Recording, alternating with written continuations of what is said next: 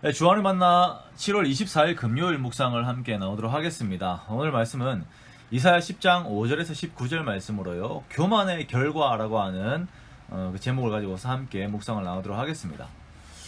우리가 이 세상을 살다가 일어나는 그 상황들을 보면서 혼돈이 일어나는 경우들이 있습니다. 가령 악한 자들이 어떻게 저렇게 득세할 수 있는가, 악한 자들의 세력에 대해서 어떻게 해석해야 하는가에 대한 것이죠. 이러한 것을 두고 피해자의 입장에서는 이 악한 자들의 불합리함으로 인한 하나님의 통치와 그 공의에 대한 의심이 들 수 있는 것이고요. 그리고 그렇게 득세하는 자들은 마치 자신이 하나님이 된 것처럼 교만함 속에 있게 됩니다. 자, 위와 같은 어떻게 보면 세상의 불합리에 대한 질문은 우리가 예전에 함께 보았던 하박국에게서 그 질문이 나왔었습니다. 악한 유다를 징벌하는데 사용된 악한 바벨론에 대한 내용이 바로 그것이었죠. 비슷한 맥락에서 오늘은 타락한 유다를 징벌하는 도구로 사용되는 아수르에 대한 예언이 등장합니다. 이 아수르는 악합니다. 그냥 악해요. 하나님을 알지도 못하고 단순히 타락한 세상 가운데에서 세력을 잡은 자들에 불과합니다만, 하나님께서는 이 악을 사용하셔서 하나님의 선하신 섭리를 이끌어 가십니다. 예전에 설교에서 함께 나누었던 시계의 비유를 들자면, 이 아수르는 하나님의 섭리라고 하는 시계 바늘이 돌아가게 하기 위해 사용되는 역방향으로 돌고 있는 커다란 톱니바퀴라고 보면 되겠습니다. 자, 이렇게 하나님께서 악도 허용하시면서 하나님의 선하신 뜻을 이룰 때에 우리가 분명하게 조심해야 하는 것은, 그렇다고 해서 악함이 인정되는 것은 절대 아니라는 것입니다. 이것이 하나님 안에서 허용은 되지만 인정되지는 않습니다. 여기에서 착각을 일으킨 사람들이 바로 1세기 영지주의자들이었어요. 그리고 오늘날도 그런 착각들 속에 있는 사람들이 있죠.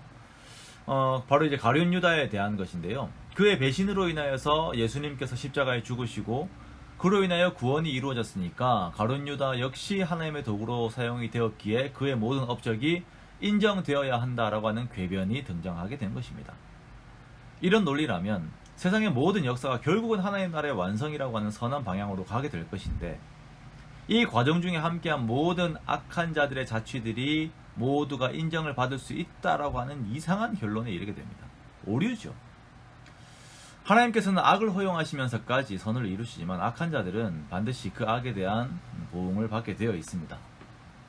오늘 본문에 등장한 아수르 역시 마찬가지입니다. 하나님께서는 그의 백성 유다를 징벌하시기 위해 아수르라고 하는 더 큰 악의 범람을 사용을 하십니다. 허용하시는 것이에요. 아수르의 세력이 강해지다 보니까 이들이 탈취하고 노략을 하고 그 나라들을 신하로 삼아요. 그러다 보니까 이들이 마치 스스로가 신이 된 것 같습니다.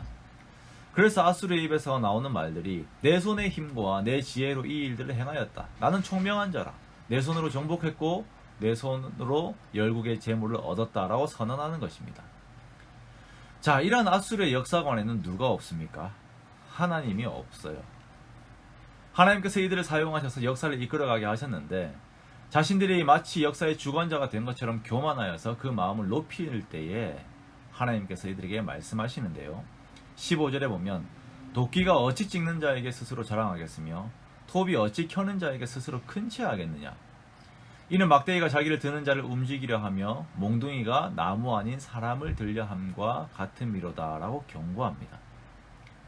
그냥 하나님의 도구에 불과한데 자신을 움직여서 주관자의 자리에 가고자 합니다. 막대기가 자기를 드는 자를 움직이려고 하고 몽둥이가 사람을 들려고 합니다. 이것이 아수르의 교만의 모습이었던 것입니다. 우리가 인생을 살면서 가장 먼저 생각해야 되는 부분이 바로 하나님과 나의 위치예요. 위치. 이것이 첫 번째입니다. 항상 하나님이 먼저 되시고 내가 그 다음이에요. 하나님이 우선 되시고 그 다음에 내가 있습니다. 이 순서가 뒤바뀌게 되면 그것은 교만이라고 하는 결과로 나타나게 됩니다. 자, 그리고 교만의 결과는 하나님의 징벌입니다. 어젠가 나누었었죠. 공의와 사랑은 한 묶음이라고요.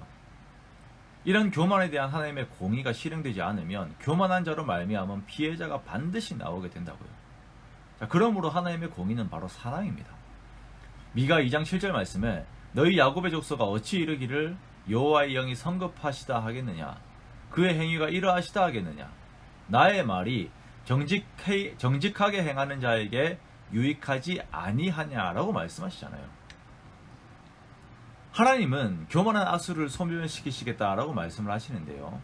이들은 결국 하루 사이에 그의 가시와 찔레가 소멸되며 그의 숲과 기름진 밭의 영광이 전부 소멸되어 망할 것이다 라고 말씀하십니다. 이것이 교만의 결과입니다. 자, 이 말씀은 이사야를 통해서 유다 백성들에게 선포되는 것이죠. 자, 그렇다면 하나님께서 유다 백성들에게 하시는 이 말씀의 의도는 무엇입니까? 첫 번째는 아수르의 그 교만을 부러워하지 말라. 그리고 두 번째는 아수르를 두려워하지 말고 이 모든 것을 이루시는 하나님을 두려워하라라는 것입니다. 아수르에 대한 예언을 아수르를 위해 선포하는 것이 아니라 유다 백성들을 위해 선포하시면서 하나님의 마음을 전달하신 것입니다. 사랑하는 성도 여러분, 우리가 교만하지 맙시다. 그리고 교만한 자들을 부러워하지 맙시다. 그러면서 항상 하나님 앞에서 내 마음을 지킵시다. 그리고 내가 하나님의 도구로 있다면 그것으로 만족하되 더욱 나를 하나님 앞에서 살피기 원합니다. 내 육체와 모든 삶은 하나님의 영광을 위한 도구로 사용되어야 하는데 악한 도구가 아닌 선한 도구가 되도록 항상 주님 앞에서 나를 살펴야 할 것입니다.